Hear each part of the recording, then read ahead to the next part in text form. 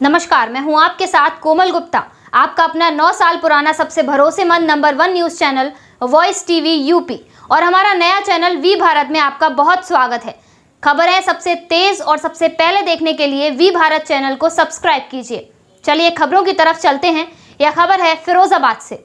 ज्ञात हो कि 3 नवंबर 2022 को दाऊजी रेस्टोरेंट स्टेशन रोड थाना दक्षिण पर हुई घटना के बाद मुकदमा पंजीकृत हुआ, जिसका सीसीटीवी फुटेज भी थाना दक्षिण को प्राप्त हो चुका है। जिन धाराओं में मुकदमा लिखा गया साक्ष्य सहित सत्य और सही है, जिसमें पुलिस अधिकारियों द्वारा कार्यवाही भी की गई। लेकिन 5 दिन के बाद उक्त प्रतिवादी पक्ष अंकुर जैन और निशांक जैन ने थाना दक्षिण से साठगांठ कर वादी पक्ष अभय गुप्ता और आशीष गुप्ता, हिमांशु, अंकित वर्मा के खिलाफ थाना दक्षिण पुलिस से मिलकर षड्यंत्र के तहत वादी को भयभीत करने के उद्देश्य से सुसंगत धाराओं में झूठा मुकदमा पंजीकृत किया, जिसमें एक व्यक्ति अंकित वर्मा घटना स्थल पर था ही नहीं और ना ही ऐसी कोई घटना उस समय अश्लीलता की नहीं हुई है।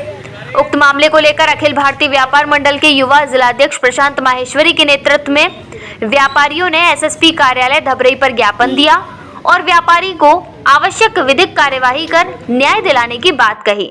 बताया कि व्यापारी के खिलाफ झूठी रिपोर्ट लिखवाने में एक कथित पत्रकार भी शामिल है।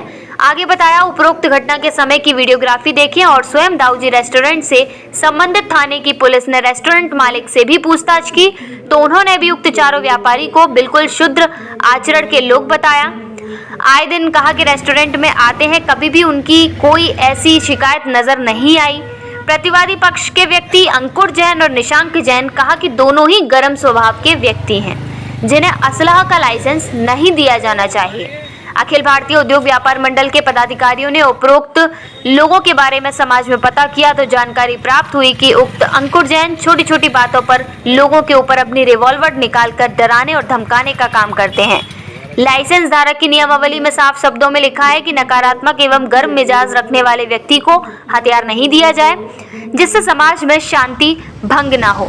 संगठन के पदाधिकारियों में अभय गुप्ता, आशीष गुप्ता, हिमांशु और अंकित वर्मा के खिलाफ झूठे मुकदमे लिखे गए हैं।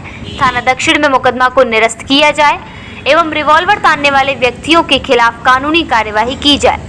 कहा कि अन्यथा अखिल भारतीय उद्योग व्यापार मंडल माननीय मुख्यमंत्री महोदय योगी आदित्यनाथ उत्तर प्रदेश तक उक्त घटना को बाजार बंद करके प्रदर्शन कर पहुंचाने के लिए बाध्य होंगे, जिसकी समस्त जिम्मेदारी जिला प्रशासन की होगी। जी, हमने ज्ञापन अखिल भारतीय उद्योग व्यापार मंडल में युवा जिलाध्यक्ष जनपद फिरोजाबाद, ये ज्ञापन हमने दिया है पूर्व 3 नवंबर को दाऊजी रेस्टोरेंट पर व्यापारियों के साथ में जो रिवॉल्वर प्रतिवादी पक्ष ने तानी थी, उक्त घटना के संबंध में आज माननीय वरिष्ठ पुलिस अधीक्षक जी को व्यापार मंडल की तरफ से ज्ञापन दिया गया है। ये घटना थी आपकी 3 तारीख को। ये 4 व्यापारी जब खाना खाने वहाँ गए हुए थे तो अंकुर जैन प्रतिवादी और निशांक जैन जो अभियुक्त हैं, उन्होंने इन लोगों से बदतमीजी वहाँ पर की और बदतमीजी के साथ साथ में काफ़ी वहाँ देखा गया था, वहाँ के मैनेजमेंट में रोकने की कोशिश करी उन लोगों के लिए, मगर नहीं रोके वो लोग। आगे बात उत्तेजित होते चले गए वो लोग। कुछ गर्म मिजाज के भी लोग हैं वो लोग, उन्होंने आकर इन लोगों पर रिवॉल्वर तान दी। उसका सीसीटीवी कैमरा भी वायरल हुआ था और पूरी फोटोज वीडियोग्राफी में सब चीज़ आईने की तरह साफ है। पर उसमें 6 दिन बाद थाना पुलिस द्वारा मामला रफा दफा करने के लिए अपराधियों ने इन व्यापारियों पर क्रॉस छूटी FIR दर्ज कराई। उसमें दिखाया छेड़खानी।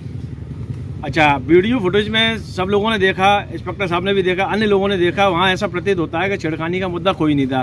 सिर्फ पुलिस से साठगांठ करके ये झूठी FIR लिखाई गई थी। इसमें एक कथित पत्रकार भी शामिल था, वो उस लोगों से मिला हुआ था, उसने भी कुछ मैनेज करके इस चीज़ को आगे बढ़ाया और व्यापारियों को परेशान करने के लिए उनसे झूठा मुकदमा लिखाया गया।